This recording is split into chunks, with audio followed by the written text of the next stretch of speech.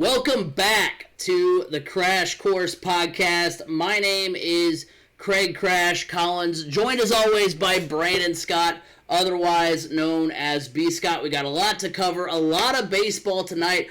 First of all, a fun little exercise that I came up with, and B. Scott, I tortured B. Scott with it a little bit, and that is we're going to draft a baseball team. Not really draft, we're just picking our own kind of independently. So it'll be interesting to see where we overlap. But we're going to be picking a baseball team made up of players that are all-stars in their sport but are not baseball players. So that'll be really interesting. So more on that here in a second. We're also going to get into some of the All-Star Game storylines for Major League Baseball. We're going to preview the MLB All-Star Game, and we're also going to get our predictions for the second half. But first and foremost, B. Scott, how was your weekend? How you doing, man? Doing good. Packing up the house. That's all I'm doing these days. Packing up the house, getting ready to move. Hey, you know what? We're two gentlemen who are packing up, getting ready to move. I've got to move, myself, so I know how that goes. If I look a little sweaty, I played some wiffle ball like an hour ago. And it's like I think the first time I've exercised like since COVID. So if my hair is looking a little like wet, if I'm looking a little tired and out of breath, so I may need you to carry the show tonight. I'm gonna probably be out of breath for a good chunk of it. Especially if we're talking baseball, you get excited. Exactly. I mean, I had to play some wiffle ball to get in the mood, get excited for it, and then of course, a lot of baseball to get to, and I'm very excited about it. And I'm very excited for to talk baseball with you, B. Scott, because when we did our MLB preview at the beginning of the year, you were off that week. So you didn't get a chance to kind of get into the weeds a little bit. So it's always fun to do that with you. So let's go ahead and get into our first topic of the night. We're going to draft a non-MLB All-Star team, an All-Star baseball team. So basically what the premise is, we're going to pick active non-MLB athletes, so NFL players, NBA players, NHL players, Olympic athletes, because technically there's not all-stars, but I mean obviously they're on the U.S. team, so that should qualify for something. Collegiate all-stars, so I get, if you made the All-Big Ten team, if you made the All, you were a national champion. Yeah, or world champion. We kind of dabbled, I think we both of us kind of also got kind of fast and loose with like, there's not really all-stars picked in those sports, but they're also like one of the faces of those sports. So I mean, if there was, you'd consider it. But I mean, hey, it's just like a fun little practice. So no need to get too technical with it. So yeah, basically the only stipulation was they had to be active. They had to have been an all-star at some point. So they didn't have to be an all-star like this year, but at some point we're an all-star. And then they are not an MLB player or a baseball player at all. So no College World Series players either, which really took, I think, probably the entire team from B. Scott, because since he's fresh off the College World Series. My team got drafted last night. Yeah, exactly.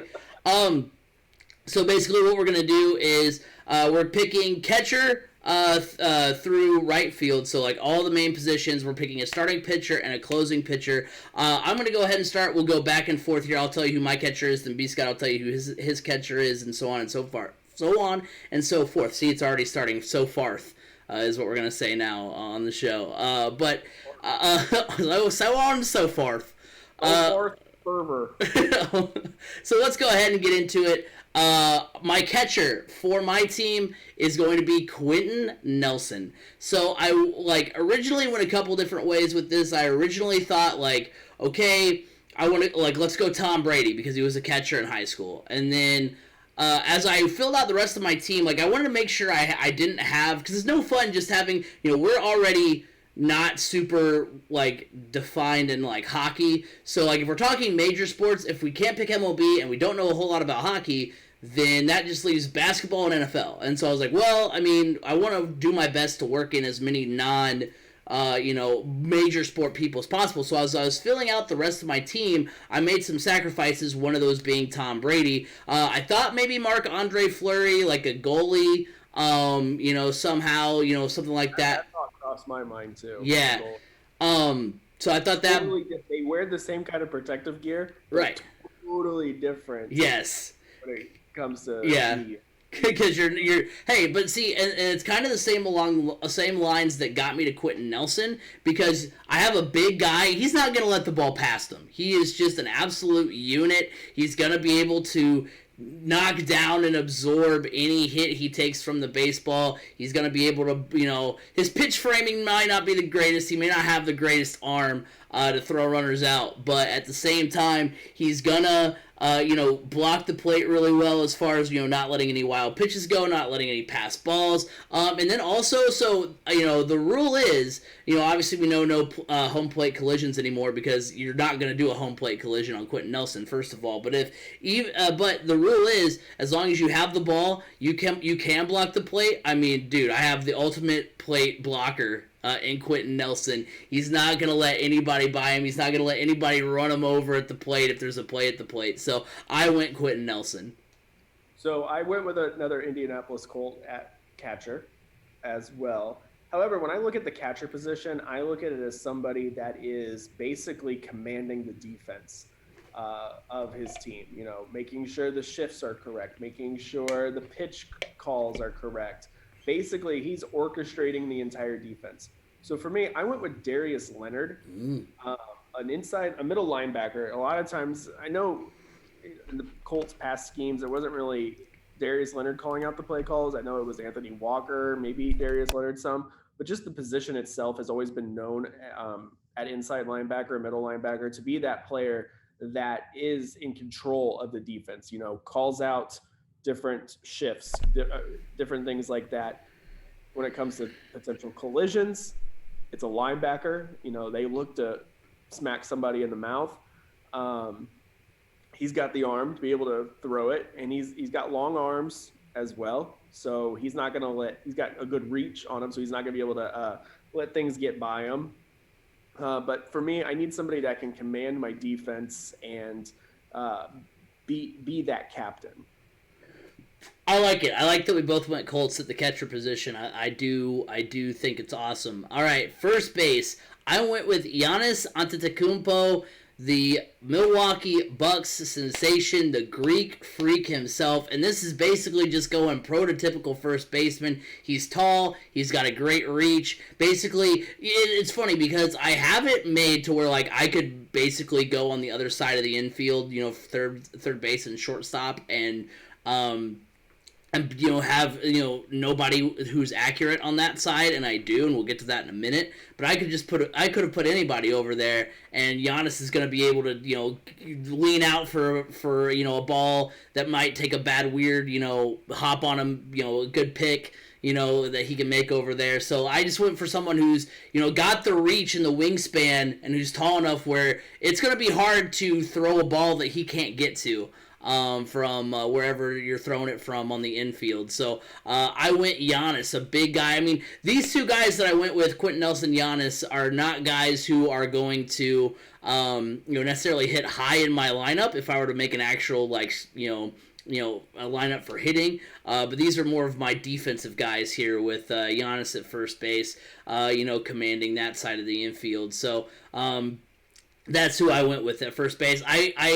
This is where the non-active part first got me, because I originally was going to do Michael Phelps, because he also has a really big, freakishly long arms. But then I was like, oh right, the arbitrary rules that I set up where where you have to be active are biting me in the rear here. So I went with Giannis at first base. So for me, I look at first base. Obviously, I'm an AL guy, so a first baseman can be somebody that doesn't have to be super athletic, but can also step in the DH role. But I did kind of went along the idea of somebody that can make good catches, somebody that's got some good power behind him. I went with Travis Kelce, the tight end from the City Chiefs. I feel like, you don't need to, as a tight end, you don't have to be the fastest guy on the field. You need to be able to run, but you also need to be able to do multiple things. And that's kind of, and you got to have good power as well, and the ability to make some good catches here and there. So I thought a tight end might be a good fit for somebody at first base, and I went with Travis Kelce. Yeah, that is a good pick there. I do like it. At second base, I do have John Cena. This is my first. He's not active. What's that? He's not active. He's active. I looked it up. Oh. Are you He sure? only shows up on occasion. Okay, but if you were to make an all-star, Ron, he's technically not retired. He's not The Rock. I could have picked like The Rock, who like. The Rock's technically not retired either. Okay, so there you go. I could have picked The Rock then. But they're not truly active. I mean, I don't know. I appreciate it. I'll try to see if I can come up with another one. But the reason I went with John Cena, I looked it up and it didn't say he was retired, so I was like, okay, he's technically still active. He technically comes back. I don't know. Anyway, I went John Cena. And the reason I went with John Cena is, for one, I wanted someone who is not, again, your four major sport athlete. I went with a guy. I did look into it. So most of these guys that like have not played, with the exception of Quentin Nelson. Well, all these guys have not played baseball. With some of the like non-major four sports guys that I went with, I did like look them up to see like, hey, do they have at least some baseball pass where I can like sort of link it in? And with John Cena, I can't remember if it was his dad or if it was like his grandpa that like played baseball. And so I was like, okay, well, it's in his blood, it's in his lineage. What was the baseball connection then to Giannis? That's what I want. No, I'm saying with the non-major four, like the non-major sports. So like with some of my guys down the road, I was like, I guess really only with John Cena and then my center fielder are the only two guys I did that for. But I went John Cena. He's not going to be, really great defensively, but he does have a lot of, obviously, he's very strong. He's a wrestler. He is going to have a lot of upper body strength to try to drive balls out of the park. He's going to be more of your power second baseman. He's going to be more of a Max Muncy than he is going to be, a Darwin Barney, a Brandon Phillips, who, is out there, a Dustin Pedroia, who's out there playing really good defense. He's going to be more of a guy who's going to just go out there and slug. So, and plus, like, I wanted to include John Cena somehow. I think whoever it is in his lineage that has played baseball was like a corner infielder, but I was like, he doesn't have to make long throws. He's at second base. So I was like, just put him at second. He's got to throw to first and potentially home at a couple of times. So I went with John Cena over at second base. So I went with a wrestler as well, but an actual wrestler. So when I look at second base, I'm picking based off of, I always feel like second basemen are ultimate utility guys. A lot of times they can play multiple positions. Looking at past guys like Brock Holt from the Red Sox, ultimate utility guy. I'm also looking at, you don't have to be the biggest guy. You don't have to be the fastest guy. You don't have to have the most power. You got to be smart, though, when you play second base. You got to sometimes have some good quickness to you. So I'm thinking like a Dustin Pedroia type. I ended up ultimately choosing world champion wrestler and now Olympian wrestler Kyle Dake. Kyle Dake is the ultimate utility guy. He was a 4-time national champion in college at 4 different weight classes. The first person and only person to ever do that. So that's tough in itself. Winning 4 national championships is tough enough, but then doing it at 4 different weight classes is even tougher. Went to Cornell, so he's smart. He's quick on his feet, which you kind of have to. Andy Bernard went to Cornell, so it doesn't have to be smart. It's an Ivy League school. yeah, you're good. So I went with Kyle Dake at second base because he's got all the attributes that you want that I look at as a second baseman. He does have enough power. He's strong, obviously. He's not going to have to he probably have to put his entire body into it to hit a home run, much like Dustin Pedroia used to. If you want to talk about a swing, that dude, when he wanted to hit a home run, the entire body went for a ride. Yeah, for sure. I remember, if you watch one of Dustin Pedroia's old swings, like it's one of those like almost cartoony, like you're afraid the bat's gonna like carry him away. Well, it's one of those. It's like no wonder he had some back issues. Right. So for at third base for me, I went with Kansas City Chiefs quarterback Patrick Mahomes. Reason I went with Patrick Mahomes, I don't. First of all, I don't know if he played. I feel like he did like get drafted. Like I don't know if he's one of those guys that got technically drafted for baseball and just never played or what. But we always see Patrick Mahomes making these wild throws. I mean, he was literally horizontal with the field at the Super Bowl, throwing a pass into the end zone. So, like, I feel like he's going to be like your Nolan Arenado type guy where he's making all these crazy plays, ranging into foul territory and throwing it over. He's also got, an incredibly strong arm. He's going to be able to hit really well. He's got speed. I don't really know what your MLB comparison to, like, besides Nolan Arenado defensively. I don't know offensively what you would compare him to. But he definitely is going to be a big asset. He's gonna, like I said, he's gonna have the speed. He's gonna be able to make all the crazy throws. If someone puts the ball, into the into the like foul territory, he's gonna be able to, make the tarp catch. He's gonna be able to just be all over the field. So I went Patrick Mahomes at third base for me. I also went with a Patrick. I went with Patrick Kane of the Chicago Blackhawks. When I think about playing third base, it's the hot corner. And you got to be able to lay your body out a lot of times to make some very difficult catches. You just got to be a tougher player, it seems like, at third base. Patrick Kane, one of those types of players in the NHL. He's a tough player. He, a seasoned guy. And that's kind of what I wanted. I want somebody that's able to move quickly with their feet. Obviously, you got to be able to move quickly on ice skates, and is tough and willing to lay out when necessary. And that's Patrick Kane. I like it. Shortstop, I went Russell Wilson. This is my only ringer. This is my only ringer that I have on my team. I was like, I wanted to get somebody. Russell Wilson has actually taken at bats at spring training. I don't know what position. I couldn't remember if he was an outfielder or if he was an actual infielder at any point in time. But he's got the baseball know-how. He's got the arm. He's got the speed. He's going to basically pull that entire infield together. So easy choice there, I know. But just the guy. I mean, I had to have somebody who was going to be the guy that's actually going to have the MLB type talent to go out there and perform. So I went Russell Wilson, quarterback of the Seattle Seahawks, and also part-time New York Yankee when it's spring training. Wasn't he drafted by the Rangers, though? Yeah, he was drafted by the Rangers and then got, traded. They traded their rights. The Rangers were like, no, he's too good. Just get him off our team. We don't want him. Yeah, you can just take him. We're like, yes, that's exactly what we want. Yes. Hey, maybe they need to call, or the Yankees need to call Russell Wilson at this point and see if they can get something going. Maybe. So for my shortstop, I went with Kawhi Leonard. Shortstop is one of those positions you need to be able to jump.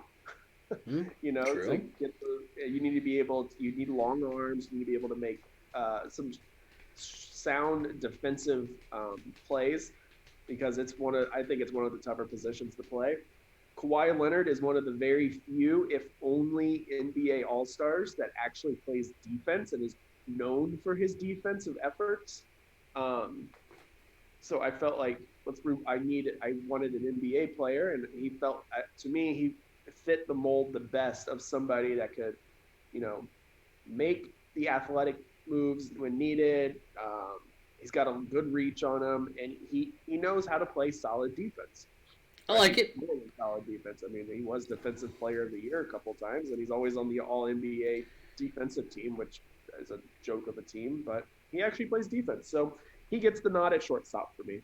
So starting off in the outfield, I did a lot of, as you can imagine, very on brand for me. I've definitely overthought my outfield and moved guys around about a half dozen times, but this is where I ended up, what I ended up with. First, over in left, I have Steph Curry. Reason he's over there in left is because I wanted somebody in left who was going to be able to make, the throw home, do that relay. And I like my relay of Steph to Mahomes to Nelson if you got to try to throw somebody out at home. And also, I mean, he's another quick guy. He's got a good arm. I guess I'm just kind of guessing on his arm strength because like he's shooting shots that are like 3/4 of the court. So I was like, you gotta have some arm strength to do that. And so originally I had Mahomes in left for that reason. But then I was like, no, I'd rather have Mahomes being my like Nolan Arenado over at the hot corner. So that's why he's over there in left. So originally I think I had Steph. I had Steph. I think at one point at second, then in right, then in left. I've like moved him around, trying to fit him in there because he's also a really good leader. I think he's going to be kind of the leader of that outfield squad, and he's just going to be pretty good defensively. I think my team is really good defensively overall. I don't know if we're going to really hit many home runs or anything, or if we're going to be, get scoring many runs. But we're definitely not going to let anything past us. So left field for me, my outfield is pretty NFL heavy, and I went for more ability with speed and ability to catch. So my left fielder is Tyreek Hill. I always think when I think of a left fielder, you don't have to be the biggest guy out there on the field. I mean, having some good speed is good, but having good eyes and be able to play the ball and have quick hands, I feel like is a good left field trait. Mostly because I look at the Red Sox when I'm thinking of my outfield. That's what I built my team around, like Fenway and all this. So, yeah, I have Tyreek Hill as my left fielder. I mean, obviously, my left fielders and right fielder can switch out. Yeah. However, I'm surprised you didn't put Tyreek in center. That's where I would have. Oh, yeah, you'll be surprised. My center, I have a special move at center. Yeah, center for me, I wanted to go with Usain Bolt, but again, not active, so that kind of stinks.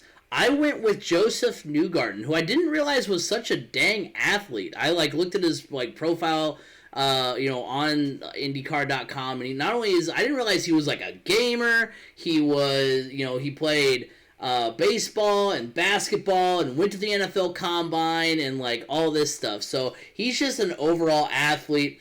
I don't know about his quickness. I know I could have gone, probably somebody a little bit quicker in center field, but he's going to be just a dang athlete. So for him, I think he'd be more of a Kevin Pillar than he would be like a Byron Buxton. As far as like he's gonna have some decent speed to track down a ball in center, but he's not like racing over from, being shaded left to make a catch over in deep right.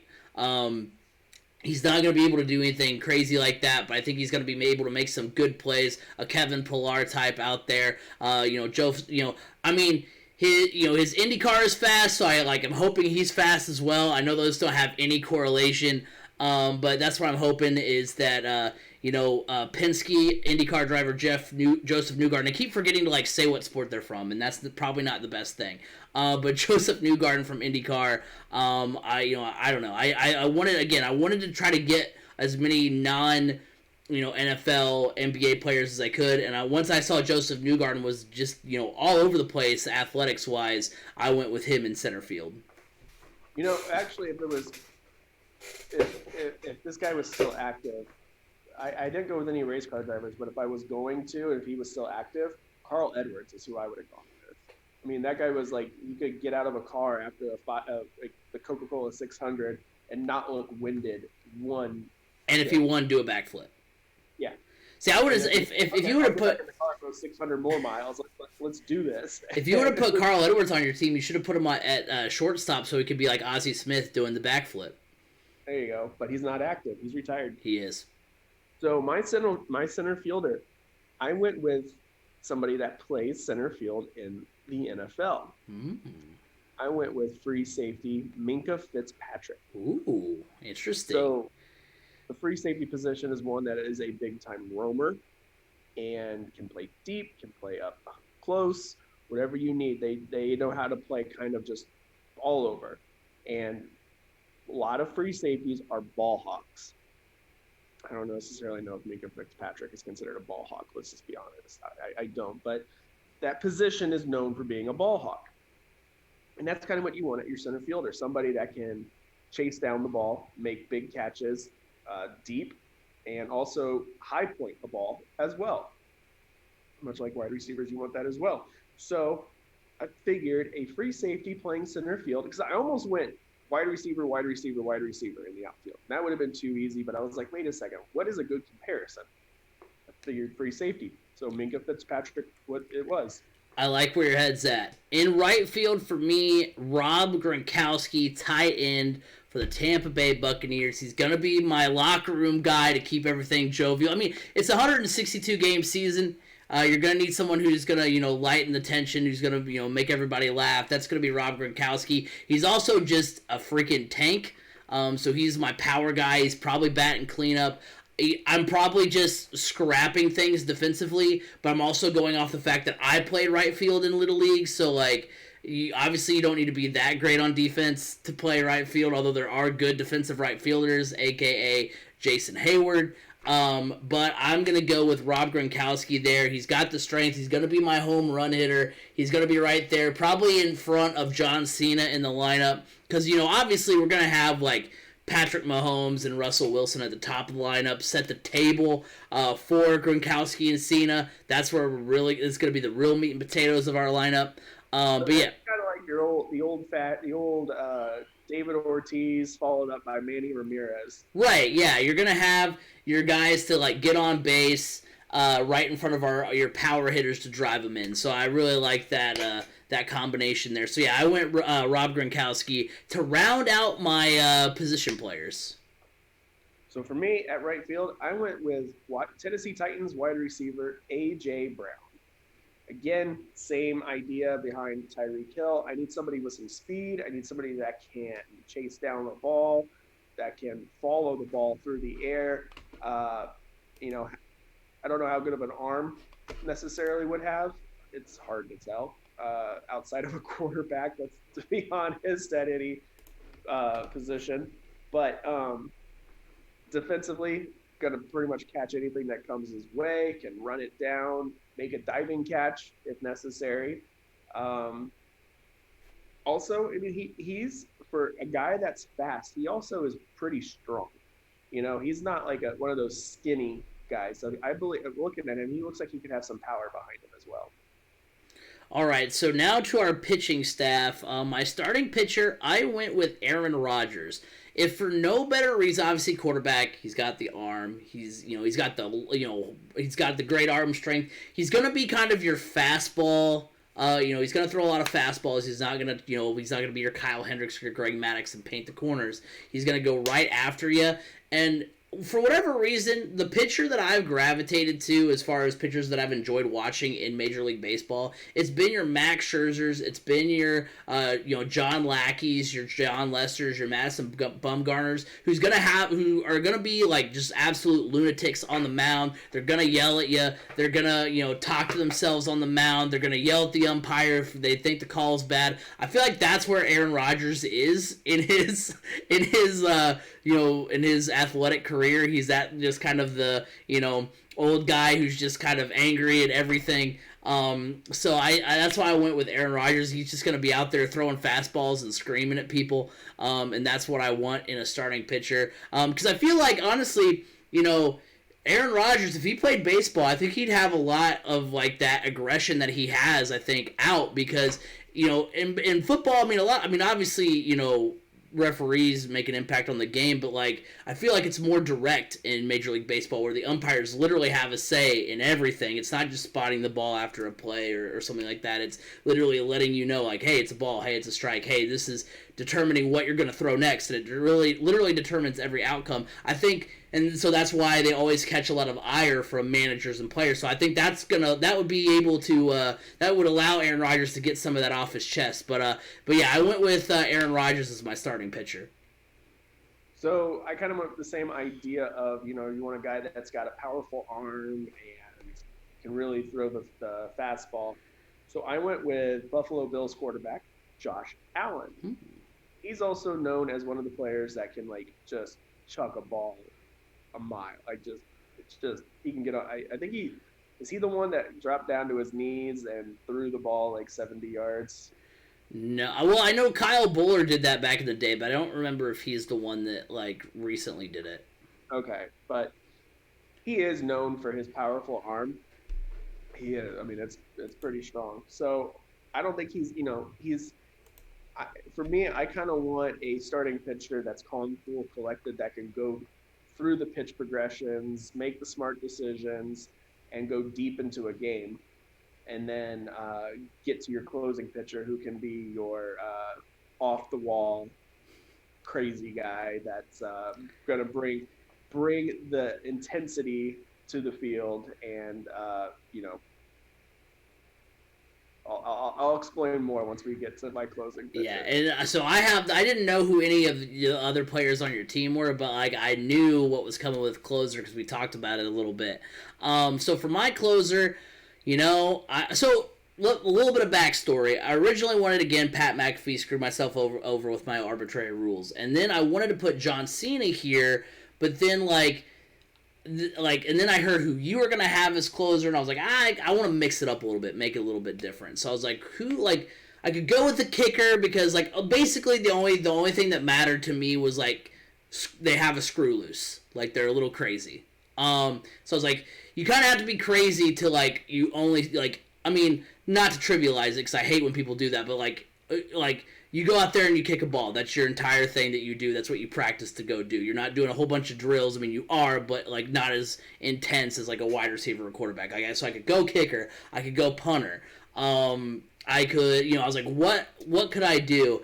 And so then it came to mind, and again, in the effort of trying to, pick not a ton of Major 4 athletes, I was like, originally I wanted to go Joey Chestnut. I thought that'd be interesting, but I was like, we'll go a little bit, at least a little bit more athletic ability than just competitive eating.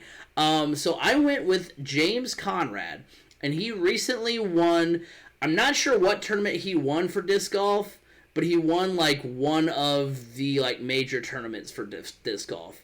Wow, The only reason I know that he exists is because John Boy did a breakdown of his because basically he hit this incredibly clutch shot, he had a birdie where he and which got into the goal or the hole or whatever they call it. It's just kind of that stand with all the chains on it.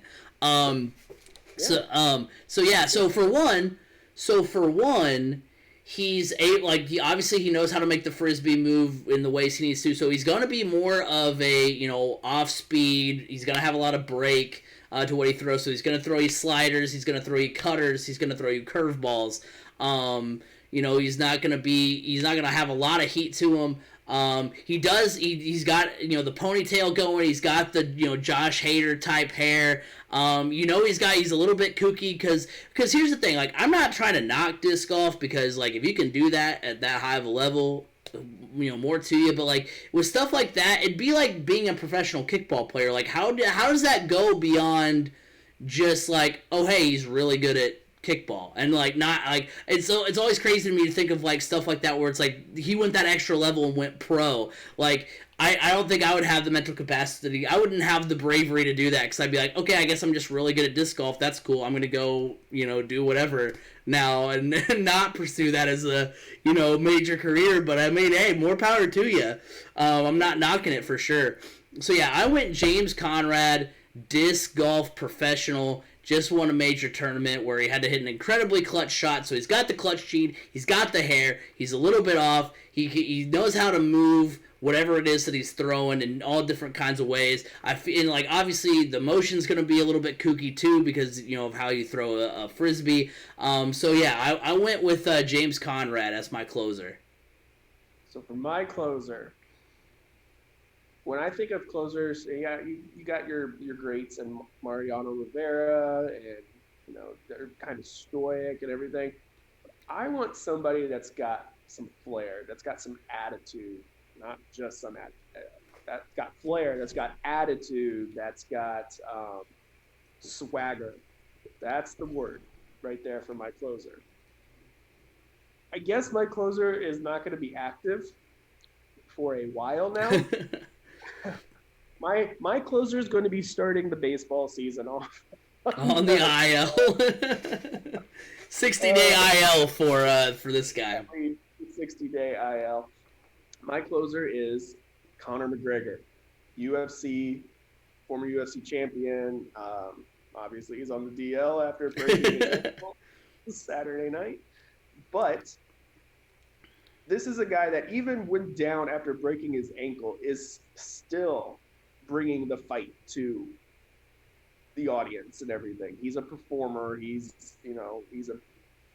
always thinking 2 steps ahead, and that's kind of what you want from your closer. Somebody that's going to walk out there when he gets that last strikeout is going to strut it. And I don't know anybody better that can strut it than Conor McGregor. Like they said on Saturday night, that when he came out and started strutting, they said many have imitated it, none can duplicate it, and that's the truth. He's got long arms too, which you kind of want. He's got a powerful punch, so that you think that would translate into a powerful pitch as well. I don't know many Irish baseball players, but this is. He's not Irish, but he kind of reminds me of what Grant Balfour back in the day, who was the closer for the Athletics, where he was Australian, but he would bark at you. He would yell and get himself pumped up. Kind of reminds me more of the guy I pictured was Jonathan Papelbon. Yeah, that's a good comparison. With the mean mug, and Conor McGregor kind of has a mean mug on him when he. The face-offs and weigh-ins and everything, and he's got, I don't know, it's just that's exactly who I want as my closing pitcher. I mean, come on, he's gonna get into the heads of the batters. How many guys can sit there with a broken ankle and yell at your opponent and yell, "Your wife is in me DMs"? Come on, It's nuts. So that's who I want. Conor McGregor as my closer. Basically, when you told me who your closer was gonna be, I was like, I can't top that swagger wise. So I just gotta go off the wall with it. That's why I ended up with a disc golfer. But I was yeah, when you were oh yeah, I think I'm gonna go with Conor McGregor as my closer. I was yep, I wouldn't have thought of it, so I'm glad you did. So I'm good on you. I was I'm not coming up with that. But yeah, I thought that would be a fun exercise. Go through a list of players that aren't baseball players but are all-stars. Just as we get into All-Star Weekend or All-Star Week for MLB. So we're gonna talk about MLB All-Star Week when we get back. But first, let's go ahead and hear from our friends of the show. Are you tired of your same old lunch hour of sitting and scrolling through your apps on your smartphone? Have you thought about playing a board game with your coworkers? Eat Lunch and Board Game is a podcast dedicated to telling you about board games that are great for lunchtime fun and some that are probably better saved for after work hours. I've been playing games at my office for over 4 years now, where I have made new friends and business connections that have been very useful. Board games build bridges. The Crash Course Podcast is brought to you by Anchor. Looking to start a podcast but don't know where to start? Look no further than Anchor.fm. Anchor allows you to record and edit your podcast right from your computer or mobile device, and will distribute it to other sites such as Apple Podcasts, Google Podcasts, and Spotify. On a budget, not only is Anchor completely free of charge, but will allow you to make money from your podcast with no minimum listenership. Download the free Anchor app or go to Anchor.fm to get started. Anchor, it's everything you need in a podcast in one place.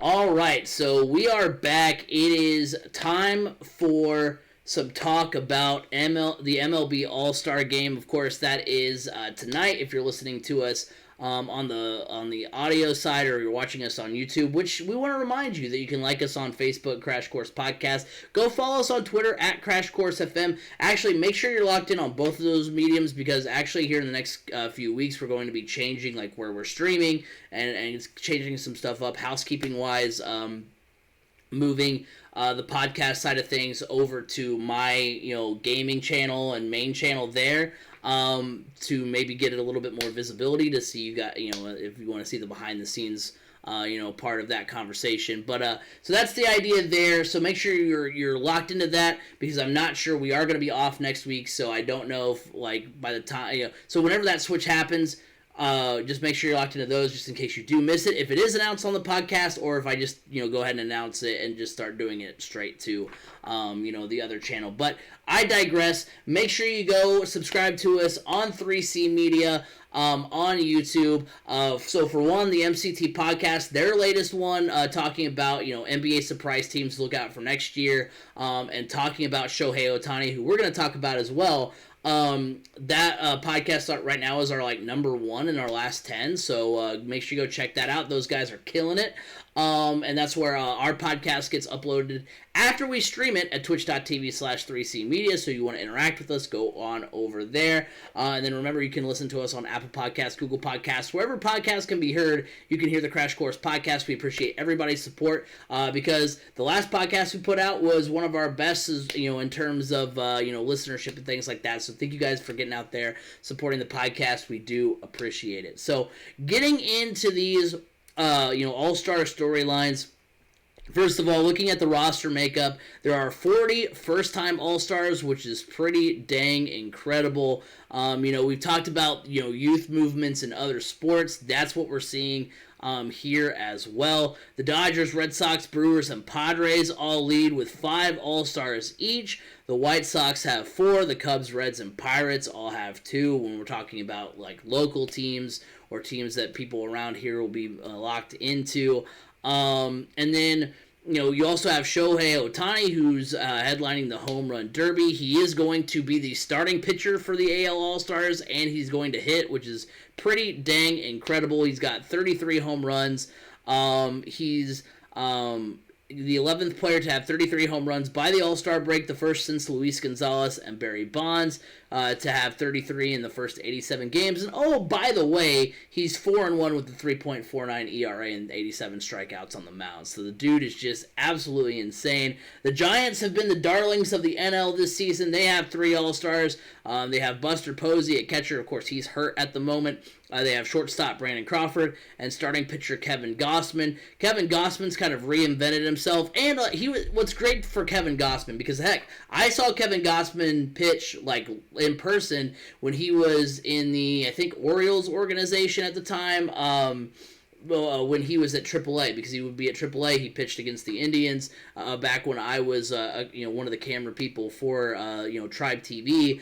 And, so it's kind of cool because I think he was one of the people suspected of, the sticky stuff. So, it was going to be kind of really disappointing if he went back to, being kind of more of a back-end starter who's got, more of a high 3, low 4 ERA and all that kind of stuff. But, no, he's kept it going. He's 9-3 with a 1.73 ERA. He's only behind Jacob deGrom and ERA, and he does have more wins, so that's pretty crazy. And then maybe the only bad news of this All-Star weekend, or All-Star week, and that is it's the first time in history that players will not wear their team jerseys in the All-Star game, which we'll get to that more here in a moment. So a lot of storylines, we're going to talk about them as we get into Hot or Cold.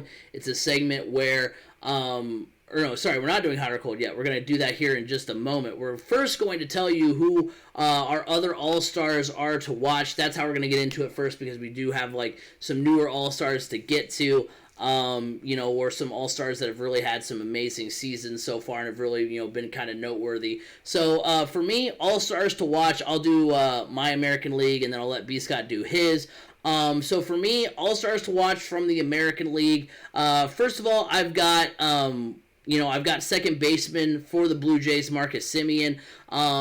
He's hitting .277 with 22 home runs, 56 RBIs. Obviously, he's not the, key to that Blue Jays machine, because obviously that's Vlad Guerrero Jr., who's having an amazing season.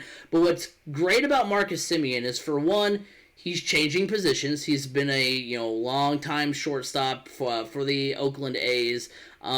He's shifting to second base, so he's dealt with a position change, which, a lot of those, guys in the middle infield can swap, but, to do that full-time is pretty crazy. And then also, George Springer has been, very, often injured this season. He's only played a handful of games, and so, you would think without the guy that you went out and got, the main guy you went out and got this offseason, that the Blue Jays, would, not be playing as well as they are. But heck, they're right in the thick of the playoff conversation, and it's thanks to Marcus Semien. So he has had an absolutely terrific season.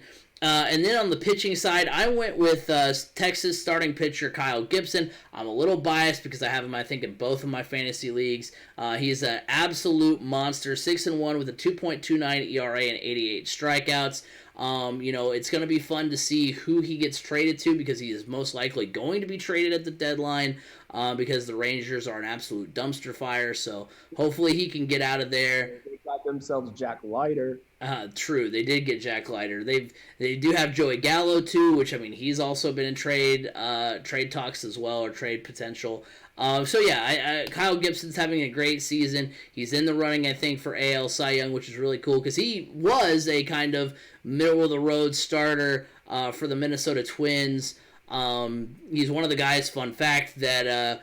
My news class from Ball State interviewed at Twin Spring Training, which is pretty interesting. He's kind of like Kevin Gossman had been kind of that like back end starter. Not really. He's going to eat innings. He's not really going to be out there in the Cy Young conversation. He's really embedded himself on a team that's in last in their division. So pretty incredible for Kyle Gibson. So for me, I don't have as many All-Stars I'm watching. On the AL side, I got actually on both sides. I have 2 first-time All-Stars, and I'm mostly the same reasons for both of them. Just I want to see how first-time All-Stars react, and how the second half of the season goes for them. So my AL one is Rafael Devers. This is a guy that is interesting because at one point last year, coming into this season, it was like, is Rafi even going to make the starting lineup for the Red Sox? He's just not living up to the expectations. What's going on? Is there something going on in his head? He just was not looking like the prospect that he was once viewed. And all of a sudden now this year, he is. And he's a first-time All-Star. Not only is he a first-time All-Star, but he's a starter. It's like, okay, so now you're playing up to the expectation level. I want to see, can he continue that on? Same thing with my NL guy to watch, and that is, I want to get his name correct, Jesse Winker. Yeah. Of the Cincinnati Reds. I love the fact that there's multiple first-timers from the Reds this year. But when I see these young guys, I want to make sure that these first-timers can carry over the start to the season that they've had and can carry it over to the second half of the season to show that they weren't a fluke All-Star named to the All-Star game. And, these guys have turned a corner and are now pushing themselves to become consistent All-Stars year in and year out. They're both still young. I guess being 33, I look at Jesse Winker at the age of 27. I'm like, what a youngin' he is. But I think the biggest thing for me this year is I just love the fact that there are 40 first-time All-Stars. That is awesome. Like, for a while there, you just get the same old year after year after year, and you go, okay, how is this going to work with the future of baseball? Like, who are these young players that are going to step up? And now we're starting to see that. We're starting to see these younger players step up and really start performing well. And you go, okay, I'm good. I'm glad to see this because now I know that there is star power coming up through the ranks. And it's not just, the Mike Trouts, the Aaron Judges, the Giancarlo Stantons, so on and so forth. I even put Fernando Tatis in that conversation of being one of those young up and comers because his name is new to the game, at least, as far as somebody that's really, really good. So that I'm just loving to see that 40 first timers. That to me, that is the biggest standout storyline and the biggest thing to watch is how the continued growth of these first timers and these young players continues on through the second half of the season and into next season as well. Yeah, for sure. For the National League, for me, first of all, I knew I had a point, and then I got ahead of myself. So, As far as Rafael Devers is concerned, because you're more locked into the Red Sox than I am, who is the Red Sox first baseman right now? Do you know? Off the top of your head? Reason I ask is because, like, how is Rafael Devers defensively, and would he move potentially to? I think last year that was the biggest issue for him. Was his defense. And he wasn't living up to the offensive hype either, but defense, he had a lot of errors on him. I mean, what I'm getting to is, I was thinking the other day, I was like, I wonder, like, if, because like now the Cubs have announced that they're sellers at the deadline, and so I was like, could Chris Bryant technically be a good fit? But also, he can move around a lot more than Devers can, so he could play first or the outfield or wherever you need to stick him. Right now, looking at the Red Sox like depth chart and everything, I'm pretty sure it's been a lot of Marwin Gonzalez at starting. He's got utility too. He can move anywhere. And they have right now the depth chart says Bobby Dahlbeck, but the games that I have seen, it has been Marwin Gonzalez a lot, just because, I mean, I believe I may have this stat wrong, but he is leading all Major League Baseball with leadoff home runs. He had 4. He has 4 leadoff home runs, and most of other teams total for leadoff home runs on the season, like 3. So he's outpacing like some full teams alone. So trying to get him on the field as much as possible right now. So. Gotcha. I was just curious. Bobby Dahlbeck is that one of those players that people were looking at him saying, okay, maybe he's going to be either he's going to fill in at second base or he's going to uproot Rafael Devers at third base. But he's now going through that whole. He's not living up to the expectations. So maybe Rafael Devers can mentor him in that and get him to turn the corner. Right. Yeah, that was just one of my thoughts that I had about like where a potential destination, like as much as I don't want to see Chris Bryant go, like where it, like could he be to the Red Sox, because there is some history there with, you know, the Bryant family in Boston. I apologize. I got my names confused. It's not Bobby Dahlbeck who's struggling. I was thinking Michael Chavis. Yeah. So for the National League, as far as my All-Stars to watch, I'm going to the state of Pennsylvania for both. I'm going Pittsburgh Pirates outfielder Brian Reynolds, 302 average, 16 home runs, 51 RBI. I mean, he's putting himself in the conversation of one of the best outfielders in the National League right now. And remember, that's a National League with your Jesse Winker, with your Nick Castellanos, with your Ronald Acuna, who unfortunately got injured and is out for the rest of the year. You know, and he has made him, he's made a name for himself and has put him into, potential, trade conversations and stuff like that. Could he be traded? Is that somebody that the Pirates are going to build around even? So he's gone from being someone who you never really heard too much of him because he's on the Pirates to being, an all-star and a standout. So really cool to see, him have this breakout season. And then another player who, we knew his name, he's had good seasons, but he's been injured a lot, so you kind of maybe haven't heard as much about him, and that is Phillies starting pitcher Zach Wheeler. He's 6-5 with a 2.26 ERA and 145 strikeouts. He has been mowing them down. He's been having great outings, and he's been exactly what the Phillies have wanted. Now, of course, the Phillies, record-wise, haven't really been doing a whole lot for him as far as putting him in the Phillies in a position to make a playoff run. But, I mean, the NL East has been basically what the NFC East was this past football season, so we'll see what happens there. But, just a couple of guys, and Brian Reynolds and Zach Wheeler on the NL side who have just been, putting out great seasons for teams that may not actually be too good themselves. Yeah, I already gave my NL guy. Right. So let's go ahead and get into hot or cold, where B. Scott and I, we say whether or not a take is hot or cold.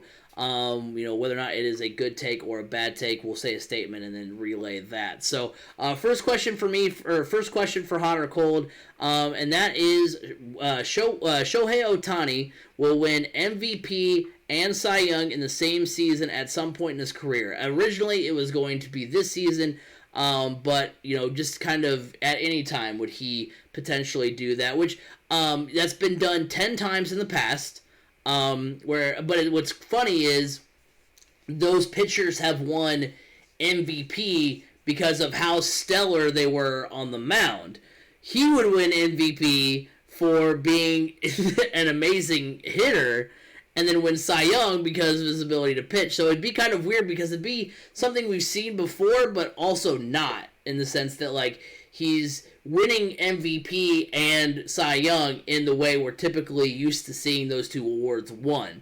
But for me, it is a cold take. He's only pitched 67 innings. He would need 162 to qualify at the end of the season. So he'd need to pitch 100 more innings, basically, which I'm not sure that will happen. The Angels do use a 6-man rotation. He has just 13 starts on the season. Everybody else in the top 10 as far as like ERA goes has at least 17, except for Jacob deGrom and Carlos Rodon, who have both missed starts due to injury. They also, though, have 15 starts apiece and nearly 100 innings between the two, or like both have around 100 innings, so still have more innings than Ohtani and more starts than Ohtani. And he's made it to 7 innings just once this season, so he's not necessarily, I mean, doesn't diminish what he's done because he's still like absolutely incredible from, you know, the pitching side. It's just he doesn't have the numbers that would back him up and put him on the level as someone who is just a standard regular pitcher or a standard regular, you know, hitter. So I do think he will win the AL MVP this season. I think that's what's going to end up happening, especially if he continues on this home run tear that he is on. But I think for me, originally I was prepared to go into this argument talking about how, you know, I have a lot of off takes on this show, and I actually don't mind having those off takes because it makes it that much more rewarding to see those players succeed. I think of, you know, first and foremost, I think of Patrick Mahomes, who I was like, he's not going to do anything, and then obviously became, you know, one of the most prolific quarterbacks that we, you know, in the league at the moment. So I was prepared to do that with Shohei, where I was like, oh, he's going to at the beginning of the year this year, I said, I think eventually he's going to have to just either, you know, if he's going to pitch, he's going to have to be a reliever, and he's going to just have to pick one. Either pick hitting or pick pitching, because it's just so specialized now that, I mean, because again, the pitchers that are at the major league level aren't scrubs at the plate. They just spend all their time, you know, training and running drills for pitching, so they don't put any time in hitting-wise, so they're still hitting it where they were when they had to hit, you know, at the high school and college level, going up against major league pitching, as opposed to being like, oh, well, they're major league hitters, they just stink. Like, that's not really kind of how it goes. It's more or less, you know, they're so specialized in one area. So I think he would have to, if he was going to win the Cy Young, I think he'd have to do it as a reliever. I think if they were to make him into the closer or like a multi-inning reliever, I think that's where you'd have to go. That would be pretty fun to watch. I'm not going to lie. Like, if he, like, think about a game where Shohei Ohtani hits like 2 home runs, gets like 5 RBIs, and then like closes out, like gets the save. Like, I don't know if he could be able to do that. You know, especially with the, you know, in a game where like he'd have to be the DH and then come into the game. But imagine like if Shohei Ohtani's out here literally like saving games that he got, like he's giving himself his own save opportunities. That would be absolutely insane. But that, I think he would have to still, you know, dial it back down pitching wise, pitch a little bit more often in lesser quantities as a reliever if he was going to ever make that feat, which kind of stinks, because you'd like to see him do that, be one of those guys to do that, because if you think anybody who would be able to like almost a little bit more easily win Cy Young and MVP, it would be Shohei, but unfortunately he doesn't get the innings to be able to do that. Yeah, I agree. This is a cold take. I also agree that I think he's going to win AL MVP. He's just been extremely hot with the bat, and I don't see that cooling down anytime soon, unless, of course, the curse of the home run derby hits him. It seems like guys that compete in the home run derby kind of fade out a little bit in the second half of the season. I don't know why. It just kind of feels that way. Well, they say it's because of the swing. They say because they're swinging for the fences, like obviously their swing is different in the home run derby, and so that changes their swing. I don't know how true that is, but as far as like how like actually an issue that actually is, but that's always been the thing I heard, is that when they go into the home run derby, they're swinging for the fences. Now, to be fair, I don't know if it's as prevalent now, and this is completely, you know, off the top of my head. It could be right, it could be wrong. But if I were to come up with a theory as why, because I don't think it's as prevalent now, and I think the reason might be because it is less about hitting home runs in a certain amount of outs. So you literally have to hit a home run, or if you don't hit a home run 10 times, then you're done. And it's more just against the clock. So because of that, they're not as worried about like, oh, I have to launch a ball and try to get under it to make sure it at least gets over the fence so it's not an out. Like, obviously they're still swinging for the fences, but they're probably using more of their normal swing. And if they happen to not get it, oh well, it doesn't really it counts against me, but not as severely as it did maybe in the past. Right. But I don't think he's going to win both MVP and Cy Young, mostly because of the number of innings pitched. He's just not going to qualify for it. And I don't see them moving him around to being a relief pitcher or a closer or anything like that because, he is a starter. That's kind of what his bread and butter is, and he's succeeding at it this year. I don't think the MLB is going to make any changes to the qualifying numbers to be able to be eligible for the Cy Young, but as far as a starting pitcher goes. But if there's anybody that could pull off the feat, I do believe it is him, that he'd be able to do that. I never thought that he would actually perform at this level. I always thought it was kind of like a gimmick. Show. Yeah. Hey. Really, and it was kind of like, okay, someday he's going to have to pick one or the other because it's just not working out with both. But now this year he's coming out and proving that both can be done, and it's a really cool thing to see, actually. I hope he continues, and I think it's a great story for Major League Baseball. I just wish it was on a team that was actually doing something with it, other than promoting him. There's a meme on Facebook that's like, what was it? It was like Mike Trout, did something, hit 3 home runs. Shohei Ohtani, did something we haven't seen since like the early 1900s, as the Angels lose 12-4. That's basically what it is. I don't know what. It's so funny that this team has 2 of the best players in Major League Baseball. And Anthony Rendon too. They've got other players besides just those 2. They've got good players, and I think they have one of the better managers in Major League Baseball as well. And they no. I'm like, this is too weird. Yeah, it really is strange, especially in a market like LA. It's just been. You're just so used to seeing. I mean, were they always World Series contenders? Probably not, but they were always consistent.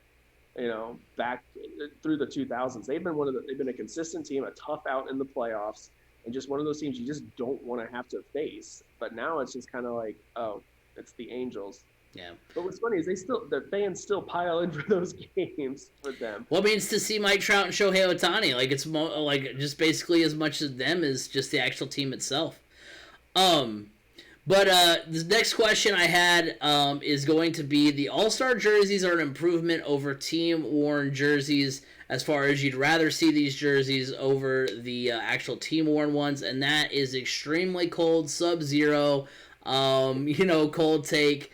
For me, these jerseys, and I'm a bad podcaster. I meant to put a picture to have it up on the screen, but if you haven't looked at them, go check them out. Basically, what they are is they kind of remind me of a old I don't know if it's really a designer shirt, but the old Aeropostale shirts that have they have a little logo and then some writing on the side, and that's basically what they look like. So basically, what it is, it says it has the initials for the team, and then a logo, it's over, and those initials are over a logo, and then it has the team logo on the other side. It's very messy, very, very bad. I'm very sad because, for one, I always appreciated the team worn jerseys. That's always kind of a cool look to see. I think they should do that across the board. I think the Pro Bowl should have it. I think the NBA All-Star Game should have it. I think the MLB All-Star Game used to have it. Right.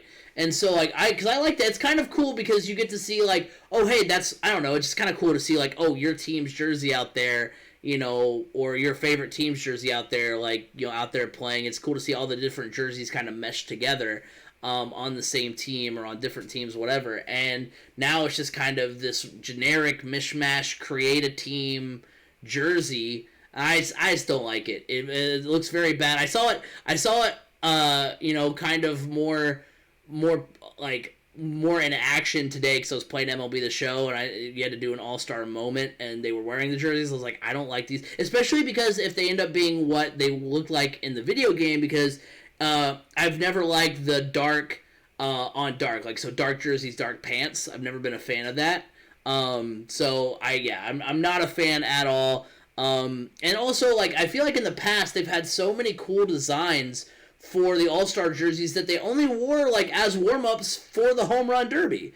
Like the one that comes to mind is, like, the one at Citi Field in 2013 where it was literally, like, the Mets logo and then just said, like, American or National on it. Like, that was cool. And this year it's just super generic. I remember seeing one on Twitter, and I retweeted it, where it was literally, like, it was a purple jersey, had, like, the Rocky Mountains. Kind of looked like almost like an Avalanche jersey, too. I was like, that's cooler than what they got. Why can't we go to that? Like, I was like, man, if only they could, like, change it here at the last second, that would be great. But yeah, these jerseys are god-awful, and that's something I'm not looking forward to about the All-Star Game.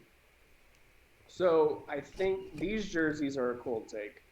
But I do like the idea of having an All-Star uniform, kind of. It is, it's different. It's something that these guys can take with them. Unfortunately, the whole reasoning behind this is a money grab. Yeah. It's a money grab. Yeah, it's that's all true. about merchandise and selling these jerseys for like $200 for Major League Baseball. Which that's the unfortunate thing, is that's the only reason why they changed it up. I mean, I would rather go to the Red Sox team store and purchase a jersey with an All-Star patch on it. I would prefer that than over something like this. But yeah, I agree. It's a cold take just because of the idea behind it and the design. The design is poorly done.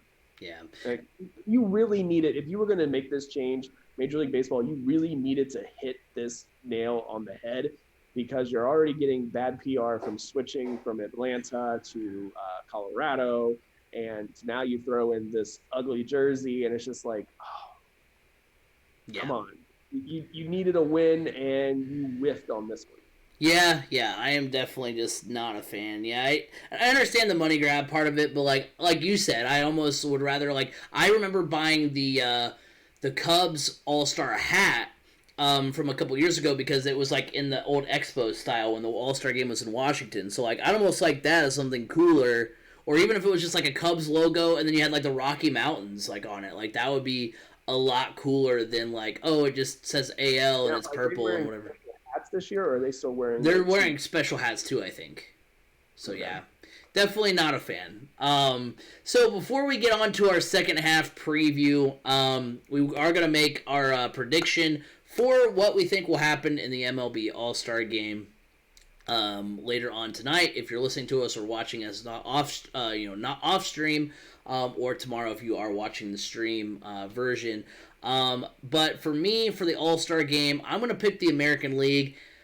I want to see Shohei Ohtani win the MVP. I want to see him get the win, and I want, like, what would be really cool is I don't know like where at in the order he's at, but I'd really like to see him like hit a home run in the first inning and then like come in, pitch. I guess technically he wouldn't get the win then because he's not gonna. Because I don't know how I forget how they do it in the All-Star Game, because technically like no one's ever gonna get the win because you have to pitch 5 innings to get the win, like as the starter, like obviously. So I guess that's what I'm hoping. Well, wait, now I guess never mind. He's not gonna get the win because he's the starter. Dang it! But anyway, I was like trying to like manufacture a way he could do it, but I was like, no, he'd have to be the second pitcher in because that's how it works in the standard game. But I forget if they're just like, it's the All-Star Game, because they're already making a special rule for Shohei anyway by allowing him to DH and also be the pitcher. But I want to see, basically, I want to see Shohei get the MVP. Well, here, I hope he hits 3 home runs then, since he can't get the win as a pitcher.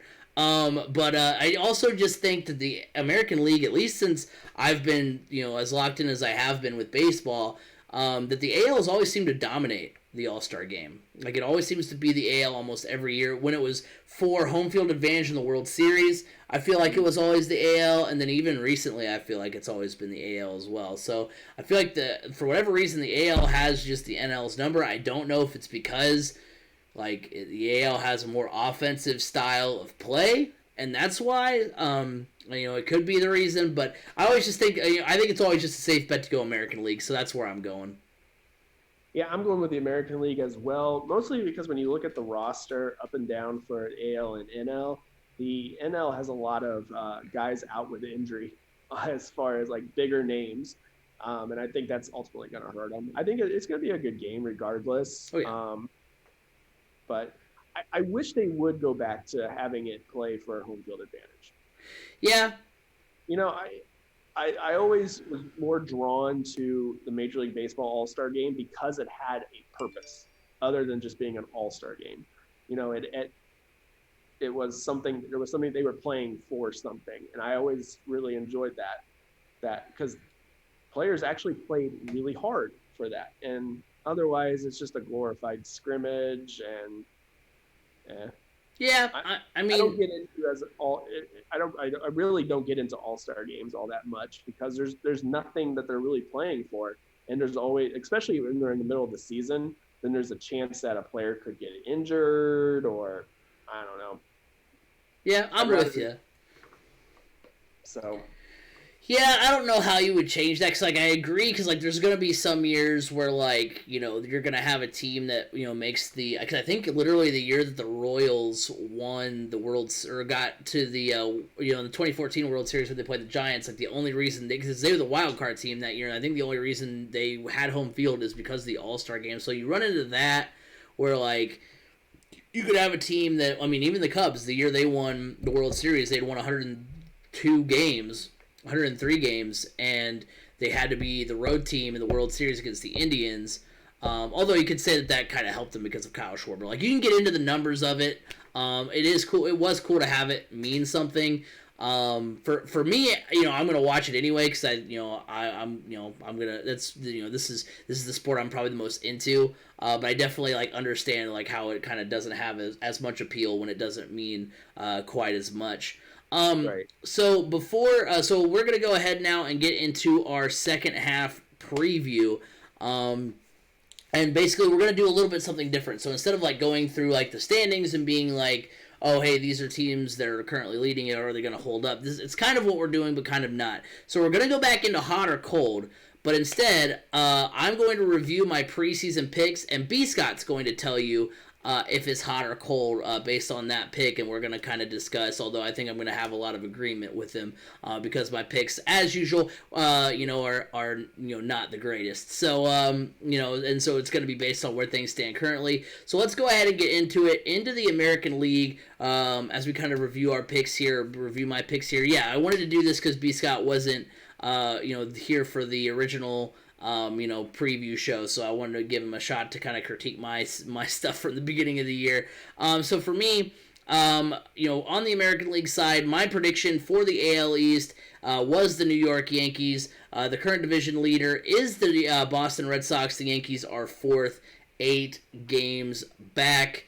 So B. Scott, is that hot? I know your answer, but is that hot or cold? It's a cold one just because they're back and even their GM is we're trash. Yeah. Well, and the thing is too, it's hard to tell what they're going to do because, they could potentially make a trade. I've heard Starling Marte, because of the center field, but they need pitching. Garrett Cole, just had his best outing since the whole sticky stuff. They're 8 games back, so it's still doable. It just depends on what they do at the break, or what they do at the trade deadline, but I feel like they have to do more than what they're willing to do at the deadline. There's so much things to fix. You still have the Rays, you still have the Red Sox, you still have the Blue Jays ahead of them, who I put a little bit more faith in. So yeah, I'm with you there on the cold take as far as, if I could go back and change it up a little bit, I would. I'm not going to. I'm still sticking with the Yankees. Roster, top to bottom, it made sense. Yeah. Yeah, for sure. It really did. And it's just kind of underperformed because, that was the thing.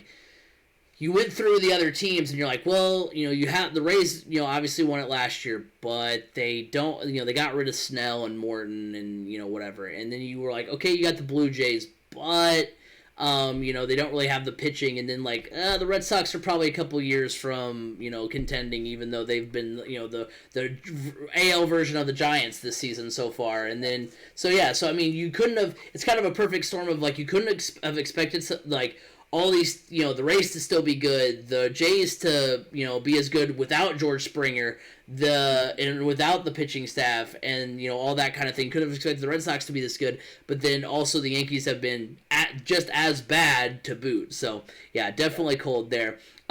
From one cold take to another, because I gotta know what you're gonna go with here. I went with the Minnesota Twins as my AL Central winner. Current division leader is the White Sox. The Twins are fourth, 15 games back. So B. Scott, hot or cold on that one? Ice cold. Yeah. Ice cold. I mean, like I said, this one I could also see preseason as well, because I probably would have gone with it as like you did. I didn't think the White Sox were going to be quite there yet this year for being up there for contending with the division, but I think they were going to be contending to make the playoffs. Yeah, I thought that for sure. But to actually see them playing as well as they are, and the rest of the division is just kind of like, meh. Yeah. I feel like, and I mean, yeah. So, I yeah, definitely cold. Ice cold. Yeah, and the Twins just again it's kind of like sort of the Yankees just on a worse scale. Like the Twins and the Twins have dealt with a lot of injuries too. Byron Buxton has been injured, and that kind of thing. But I mean, they've been a team the past couple of years where Jose Barrios is struggling this year. He has really the last couple of seasons. J.A. Happ has been kind of up and down, but you expected him to be better. You did lose some pieces in the bullpen as far as Trevor May leaving and that kind of thing. But I think I'm with you. I didn't expect the White Sox to be just as good. There were still some holes. Plus, they lost Eloy. They've been without Luis Robert, which we didn't know at the time when we made their initial pick. So I was thinking, okay, without these guys to really be their main boppers in the lineup, they're going to be kind of the White Sox team that we're used to seeing from these past few years, where they're we know they're going to be good at some point, but they're just missing those few pieces, and that's what we were thinking. Without Eloy. So. So it was one where okay, the White Sox are going to be a playoff team, but the Twins, they're basically just running it back, and they've got a good team, basically ran away with the division last year, and then, the rest of the AL Central, I mean, the Indians, who seem to always be, kind of weirdly in the middle as far as being good or bad, and then, of course, the Royals, and it also didn't help that at the beginning of the year, the Royals were just crazy good, so I'm sure there were some games in there against the Twins where the Twins normally would have won, but because the Royals were are we good? And had this, no, and then they remembered by the end of May, they're wait, hold on. And then out west, this is about maybe a little bit more of a toss-up, I feel like. Hot or cold, I had the Athletics winning the West. They are second, 3.5 games back, but the current division leader is the Houston Astros. It was a toss-up at the time who was going to win that division for me. It was between the Astros and the A's. At the time, I liked the Athletics pitching a little bit better. They both kind of are very similar lineups-wise, as far as having, good offenses. And I just had more faith in the A's pitching staff. Yeah, I'm going to say this is a warm take, mostly because this one could flip-flop so easily. One, the A's are always one of those teams that always have a strange move, it seems like, at the deadline. Are they buyers? No, they're never buyers. Are they sellers? No, they're too good to be sellers, but they're going to make some move that they're looking for the future. Yoenis Cespedes for John Lester, that kind of move. Right, and it's oh, okay. But I'm going to say this is a pretty warm take because the Astros have dealt with some injuries this year, and I feel like the A's are just consistent. They're like the little engine that could. It is, I think I can, and they just keep chugging along. That's kind of what you need if you're going to win a tight divisional race. You just need to be consistent. You don't need to be great.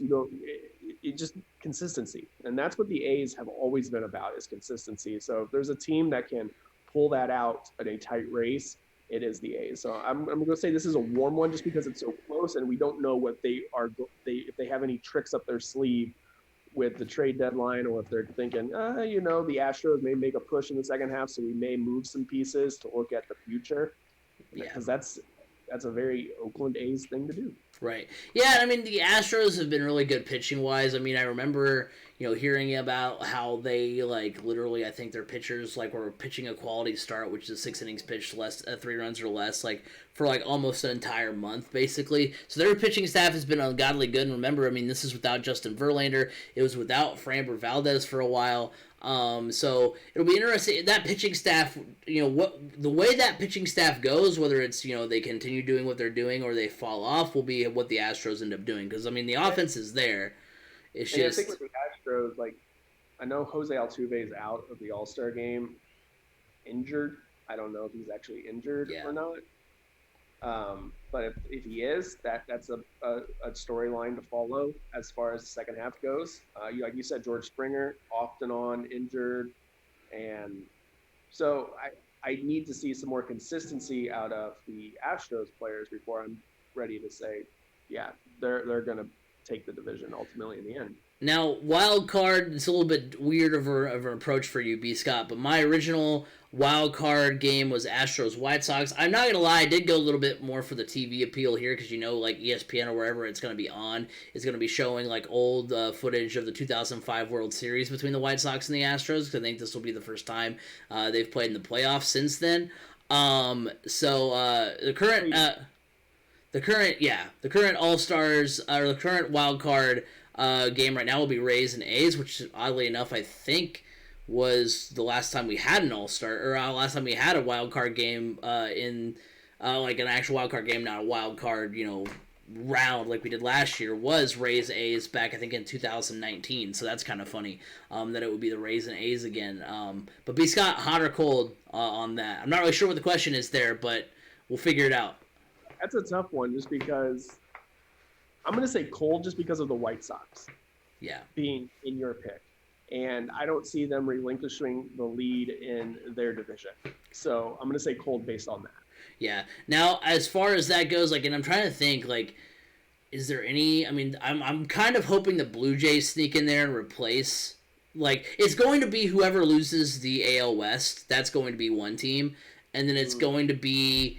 and then basically whoever loses the AL East. I don't see a team from the AL Central, maybe the Indians, but they're just kind of that weird team that's in there sometimes. So, I mean, I'm hoping... It's basically going to be the runner-up in the East and the West, yeah, I think. Pretty much. And I'm hoping that it's the Blue Jays, because I'd like to see the Blue Jays over the Rays. Not that I have really anything against the Rays. I just want to see, the Blue Jays have so many fun stories, with Vlad Jr. and Bo Bichette and Marcus Semien. If George Springer comes back, that's going to be big for them, so I'm hoping to see them. So switching over to the National League, my pick for the East was the Atlanta Braves. The current division leader is the New York Mets. The Braves are third, 4 games back, but they just lost Ronald Acuna. B. Scott, hot or cold? I think this is a cold pick. The Mets just seem to have something special going on this year. They're finally able to play up to the abilities behind Jacob deGrom, and I don't see the Braves being able. I mean, the Braves could, because they're a good team, but the loss of Ronald Acuna I think it's going to hurt them more than you may think. And as long as you have a really solid, one of the best starting pitchers out there, you've got a chance. Right. And, so I'm going to say it's a cold take with the Braves. Well, what's funny, too, is that with the Mets, it's been kind of the opposite of what it's been in the past. A lot of times the Mets have had good, lineups with, Pete Alonso and David Wright and all that stuff, and then it's just their pitching staff and bullpen that have let them down. And this year it's been the opposite. It's been their pitching staff that's, lifted them up and kept them in it, while they've had a ton of injuries on the offensive side, on the side of the bats. So I think once they get some of those pieces back, they're probably going to add a piece at the deadline, which will be really cool. So, yeah, I'm with you. I think the Mets, the Nationals have been kind of sporadic. They're a team that can kind of sneak in there. You've got the Phillies, who are solid, but they're consistently kind of middle of the road. I don't know that they're going to command that division. And then you've got the Braves, who are not, who are in a more of a world of hurt than they were before. And you got the Marlins. So I think the Mets, I kind of think it's theirs for the taking at the moment. For the Central, I had the Cardinals. The current division leader is the Brewers. The Cards are fourth, 8 games back. Hot or cold, B. Scott? I definitely think this is a cold take. I like the way the Brewers are playing, and for some reason, the Cardinals just seem off. I mean, this was a team that I thought coming into this season had a potential to make a run to the World Series, and they were making they made some big moves, but obviously, I mean, I think one thing that's going to help the Brewers as well is that the wheels have completely fallen off the Cubs, which is embarrassing, to be honest. But you don't have to say embarrassing, B. Scott. You could just say that was a headline today. Yeah, I'm only saying it because they're my favorite team. But it's crazy because they no-hit the Dodgers, and then that was in the middle of like a stretch where like, oh, are the Cubs gonna win the division? Are they buyers at the deadline? And they lose like 11 straight, and now it's 13. I don't know I don't think it got up to 13. It was definitely like a little over a week. It was like 8 or 9. 12 or 13, I thought. But yeah, I like the Brewers to hold on to the division here. So I think the Cardinals is a cold take. See, I would have put it more in the like kind of the middle, kind of like where the Athletics Astros debate was, only because like the NL Central is so volatile that like it can easily, and kind of like with the NL East, it can easily go from being one way to a different way. I mean, heck, we just talked about it. It was the Cubs and Cardinals at the top of the division, a couple of weeks ago, or about a month or so ago, and then now we're talking about those two jostling for like third and fourth. You've got the Brewers who've had a. I mean, I don't want to say it's the reason why they've taken the division, but I mean, because they have played the Cubs a couple of times, but they've also played like the D-backs and the Pirates, and they've not had the toughest schedule. Now, granted, the Cardinals also have played, I think, the Pirates and D-backs in that amount of time and have lost some of those games. But, I think because it's so, up in the air and can go either way, I would say the Cardinals are still in it. And I also think the Cardinals are a team that's going to be more aggressive at the trade deadline than the Brewers will be. The Brewers are kind of like the Rays and the Athletics, where they might make a move, but they also might not make a move as well. Like, they'll make a move, but it may not be that, because I think right now, I mean, if you put Trevor Story on the Brewers, like, which is a potential, thing that could happen, I think the Brewers undoubtedly walk away with the division, especially with that pitching staff. But the odds are they're going to make kind of we're going to try to outsmart everybody and make this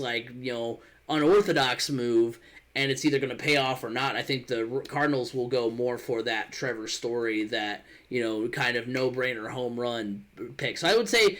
I'm not ready to give up on the Cardinals yet. I mean I should, because I don't like the Cardinals, but also like I think that's a little bit more in play than maybe some of the other cold takes.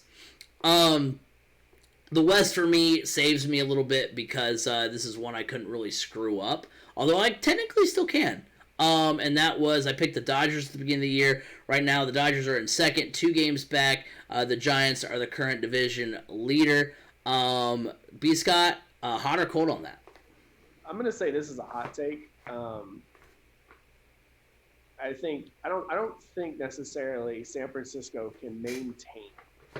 I mean, they just came off of a series about a week ago against the Dodgers, and they took 1 of 3. So I can see the Dodgers clawing back into this one. This is a very tough division, if you ask me. I mean. Man, I wouldn't want to face any of these teams come playoff time. I'll be honest. Yeah. I wouldn't want to face any of their top 3 teams. No way. Well, because I think the Dodgers are taking the division as a hot take still. Yeah, I think so too. It's so close, and when it's this close, you just got to look at I mean, they're still the defending champs. Yeah. For a reason, and right. Wild card for me was Padres and Mets. It's currently Dodgers and Padres. So B. Scott, hot or cold on that? I'm going to say cold, just because I think both wild card spots are going to be taken up by NL West. I think maybe an NL Central team could squeak in there, but it would be tough. Yeah. So I'm going to say cold, just because I think, honestly, it's going to be, no matter what the outcome of the division winner in the West is, the second and third place teams in that division are still going to make the playoffs. Yeah, I'm with you there.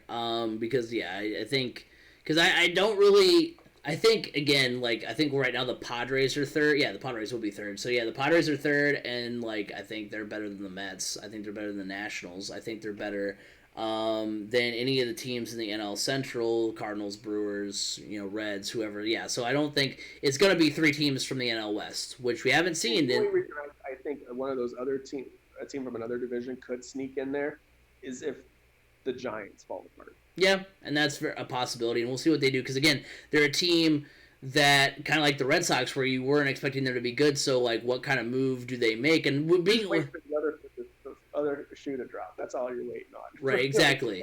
Because you're like, are they going to make a move? Like, how crazy of a move are they going to make as a team that originally was in a rebuild and now is in the thick of a playoff pennant chase? So it's going to be interesting to see what they do. Finally, B. Scott, I want you to give a hot or cold, and I mean, I don't know if this will probably be maybe a lukewarm if I'm predicting here. But my World Series pick at the beginning of the year was the Padres over the Yankees.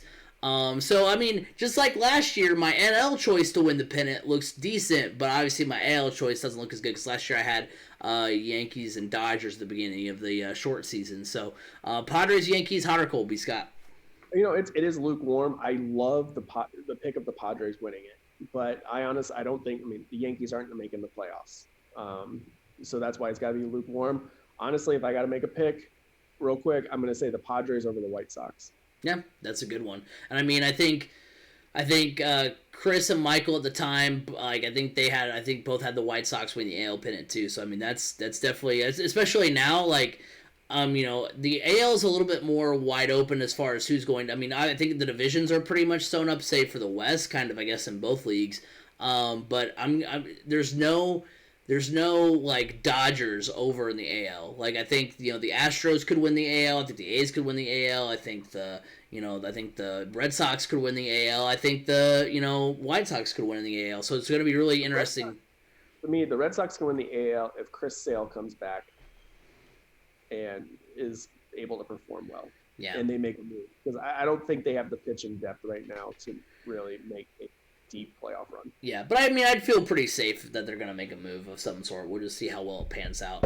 But that will do it for this week's edition of the Crash Course Podcast. Thank you guys all for tuning in, for watching on YouTube, for listening on all the different podcast platforms. Remember, you can follow us on Twitter you can follow us on Facebook, Crash Course Podcast. You can follow us on Twitter at Crash Course FM. Go to our YouTube channel, 3C Media, where you can not only catch our show every week, but you can also catch the MCT podcast, which is our YouTube exclusive podcast. Those guys have been rocking it lately. So, and thank you guys all for the support over on that end of things. And then remember, you can watch us live on Twitch, twitch.tv/3C Media. That's where we record every week. And then remember, you can listen to us on Apple Podcasts, Google Podcasts, Spotify, wherever podcasts can be heard. You can hear the Crash Course Podcast. B. Scott, where can they find you? You can find me on Brandon_Scott87 on Twitter. All right, well, that will do it. I hope everybody enjoys the All-Star Game. We are going to take a week off and then be back the following week, so be on the lookout for that. We're going to probably be talking some NBA draft. We're going to probably be talking some MLB trade deadline. It's going to be a lot of fun, but until then, have a good one, everybody.